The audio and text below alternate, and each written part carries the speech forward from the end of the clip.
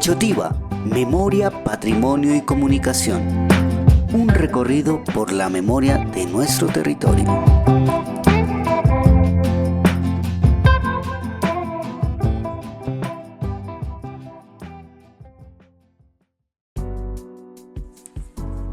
No hay que tener mucha imaginación para reconocer que esta barriada llamada Timisa es un territorio de grandes aguas.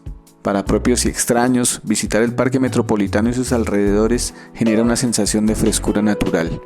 Un paisaje hídrico en medio de esta ruda metrópoli, un bálsamo para la retina de miles de personas que lo habitan y lo disfrutan a diario.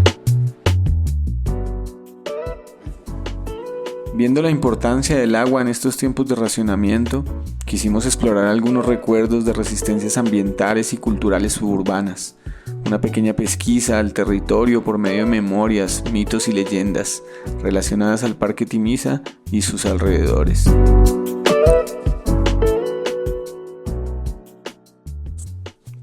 Iván Heredia, otro de los polluelos nacidos en estas ramas, nos cuenta cómo fue el arribo de su familia a esta barriada.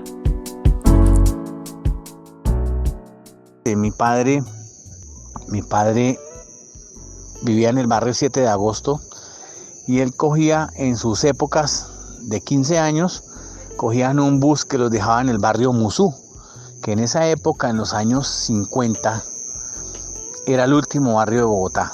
De ahí empezaban a caminar con escopetas antiguas y se iban a cazar palomas y torcasas cuando llegaban a una laguna. Esta laguna era la laguna del Parque de Timisa. Entonces es una historia muy bonita porque él disparaba y pues después le hizo un disparo al Instituto de Crédito Territorial en donde le asignaron un apartamento precisamente en este barrio, hoy de un patrimonio cultural, ecológico y espectacular. Hay algo que quiero resaltar también. Habían dos escenarios dentro del Parque de Timisa en los años 70, 80, 70, 76. Y era, después de la laguna había otro humedal y era el Café con Leche. El Café con Leche era una lagunita de barro, café con leche. Y el que no se bañó en el Café con Leche no es del barrio Timisa. Esa era la piscina de nosotros, el Café con Leche. Y en el Café con Leche se iban por las tardes y cuando hacía invierno se llenaba y nosotros en Bogotá pues no teníamos la oportunidad de tener una piscina y la piscina era el Café con Leche. Era exactamente detrás de la laguna, luego seguía un potrero y en la mitad de ese potrero estaba el Café con Leche. Había otro escenario hacia el otro lado de la laguna, a donde hoy en día hay un puente.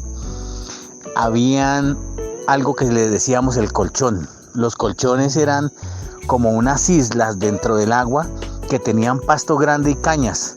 Y uno se metía dentro del colchón y sentía el agua, pero no se hundía ni nada porque tenía un colchón como entre pasto y maleza y cañas grandes, cañas de pasto o cañas de caña brava tal vez. Tenía cañas, entonces uno se metía entre ese humedal que se llamaba el colchón. Si observamos con detenimiento las características y los caprichos geográficos de esta barriada, podremos llegar a especular sobre su pasado y considerarlo un lugar privilegiado y sagrado. Vamos a remontarnos en la memoria para indagar sobre diferentes aspectos de relevancia para vivir en este lugar. Primero, hay dos ríos saludables, uno al norte, el Fucha, y otro al sur, el Tunjuelito, afluentes paralelos con abundancia de caudal y peces en esa época. Una autopista fluvial que conecta Bosa, Soacha, Fontibón y el Tequendama. Para dejar volar la imaginación, vamos a divagar en la idea de que los muiscas pudieron fabricar y tejer balsas con juncos y cañas que crecían en las orillas de los humedales. Los humedales, distribuidos de forma privilegiada en todo el territorio. Unos ecosistemas con abundancia de aves, anfibios, peces y mamíferos que vivían y visitaban estos espejos de agua rodeados de bosques nativos. Epicentros de reunión para diversas bandadas de aves migratorias que arriban desde el sur, aventadas por el invierno, y desde el norte, desbandadas por el verano. Los ríos, esas serpientes de agua, no solo construyen rutas fluviales y fronteras naturales, sino que a sus orillas se crean caminos reales que se conectan, senderos que se caminan y corren con mercancías, mensajes, ofrendas y palabras. Yo diría que Timisa es un lugar bendecido por la diosa del agua Sié. Por ende, la maloca principal del pueblo techotibense para mí estaría ubicada cerca al río, con humedales a la mano y una vista privilegiada al lago. Es decir que el actual Colegio Santa Luisa, anteriormente convento y antes de eso hacienda, pudo ser un lugar idóneo para ser el centro ceremonial del pueblo, o mínimo, la morada del soberano o soberana de estos territorios. Los linderos de esta hacienda eran unos muros gruesos de adobe con teja española, cercas antiguas que rodeaban y delimitaban lo que fue la finca de Alfonso López Pumarejo, el expresidente. Según nos muestra la evidencia arqueológica e histórica, la colonia agria y oligarca construyó sistemáticamente encima de los lugares sagrados, prósperos y bellos de los pueblos originarios a lo largo y ancho del continente. Esta fue una lección de hegemonía, dominación territorial y cultural palpable en casi todos los casos. Guillermo Gallardo, vecino y amigo, ha recorrido y palabreado estos paisajes desde sus primeros pasos. Su fotográfica voz nos guía por este territorio. Y el Parque Timisa, como dijo, era el patio trasero de nosotros, porque yo que me acuerde, todo era potrero, todo era parque. Para nosotros ir al Parque Timisa era solo atravesar la avenida. Y ahí comenzaba la diversión, el relajo, el parche, jugar, divertirnos, ir a la laguna y a ir a aventurar. Yo para no ir, por ejemplo, a los que habían como unas quebradas, unos ríos ahí atrás, era el paseo de nosotros, atrás de la laguna, donde ahorita hay una avenida, ahí habían como unos que nosotros les decíamos, no sé si alcanzó a escuchar, la media luna. Íbamos dizque a pescar allá, y sí se pescaban unos pescaditos pequeñitos y todo, y ahí uno se bañaba. Y nosotros íbamos hasta el media luna, que era como un rito pequeño que tenía forma de media luna, pero era agua limpia. Eso era, el Tunjuelo siempre ha sido un río muy revoltoso por eso. Claro. Y después había como una especie de desierto un poco más atrás, que era lo que le decíamos el café con leche, que era como una olla que había ahí y cuando llovía se llenaba de agua, que yo le pongo que tendría de profundidad por mucho unos 3 metros. Y eso cuando llovía, cuando venía en la época de lluvia, eso se que llenaba de agua. Entonces nosotros los días así que medio asoleados nos íbamos a meternos allá. Claro que uno salía todo rústico porque eso era amarillo. Me acuerdo que cuando para los árboles de Navidad, ahí habían, es que no me acuerdo el nombre, pero habían unos arbolitos que tenían unas pepas verdes. Y la gente los cortaba y venía y los pintaba para poner el árbol de Navidad. Como si faltara alguna atracción en el barrio de ese entonces, le sumamos las cuevas, alcantarillas donde se realizaban expediciones espeleológicas de la adolescencia, encuentros cercanos con fobias y miedos. Enfrentar las entrañas oscuras y desconocidas del barrio parece un ritual colectivo de paso a la adultez en una tribu lejana. Tal vez reposen algunos grafitis en los abrigos asfálticos de esas cavernas que den cuenta y evidencia de esas caminatas por las tripas del territorio. Y nos metían a esos huecos, que eso era oscuro.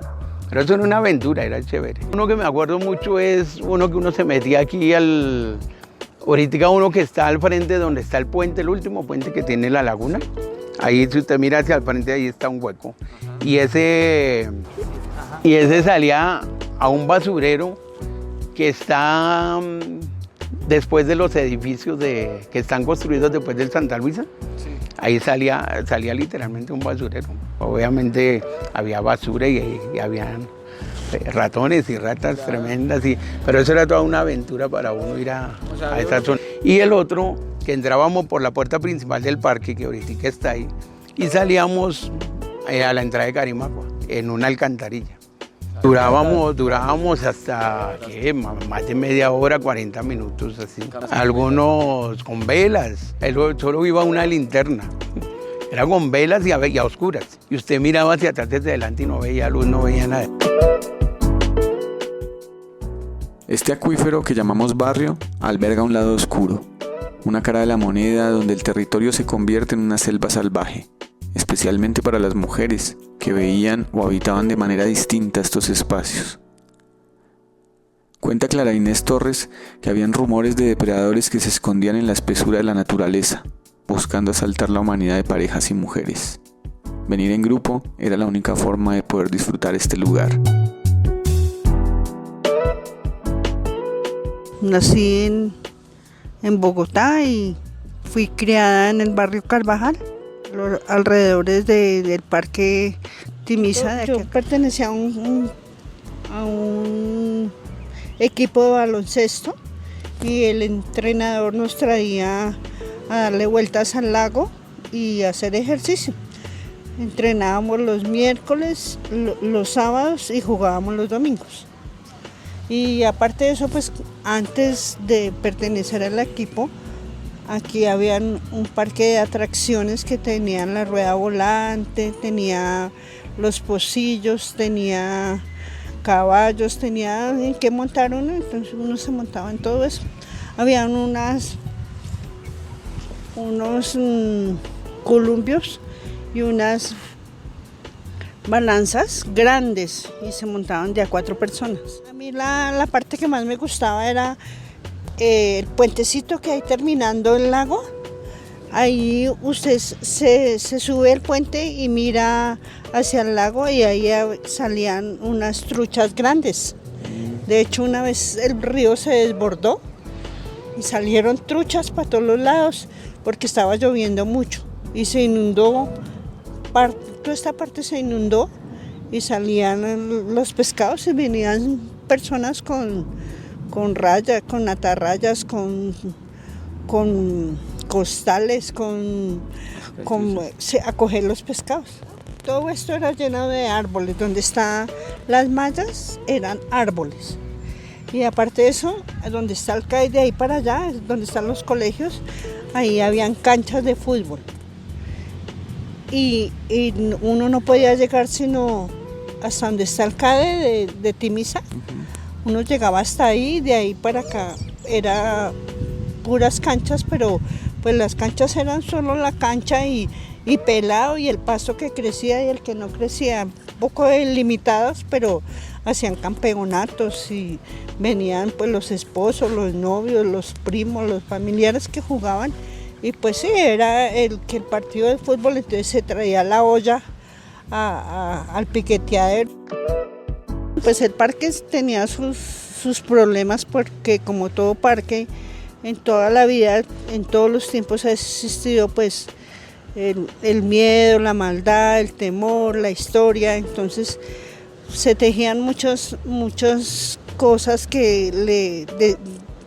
aventuras y cosas que pasaban que lo hacían temer a uno. Por decir, en una época venían los novios y en una época que a un muchacho lo mataron a él, que supuestamente para violarle la novia.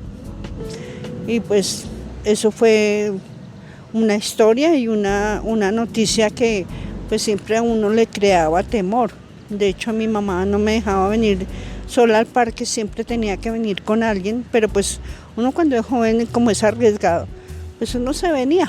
Sí, para uno no podía estar solo pues porque existía el temor, ya uno veía a un hombre y le daba miedo, o si lo veía solo, o si veía que se dirigía al grupo hacia uno.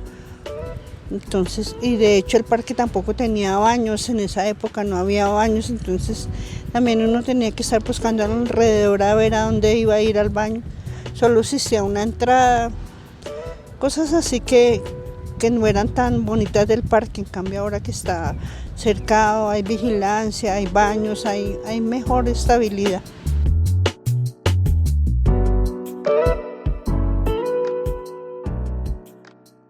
Muchas historias han corrido aguas abajo, buenas y malas, aventuras que no serían posibles si el territorio no hubiera tenido las características particulares que posee. Desde su naturaleza frondosa, sus abundantes aguas, su arquitectura diseñada acorde al paisaje y a sus pobladores, los cuales lograron criar a sus polluelos igual que todas las generaciones de pájaros que han volado y anidado en esta huaca de agua. Último vestigio de una cultura salvaje que tratamos de mantener con estos ejercicios de memoria y relato. Larga vida al barrio Timisa, sus lagunas, sus bosques, sus ladrillos y sus habitantes sobrevivientes, guerreros y herederos de esta tierra bendecida por las diosas del agua.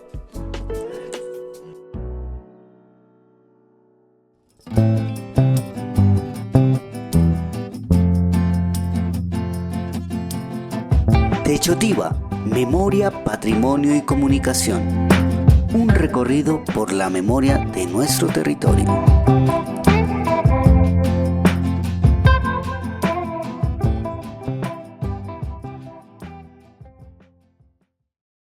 Programa Distrital de Estímulos, Alcaldía Mayor de Bogotá.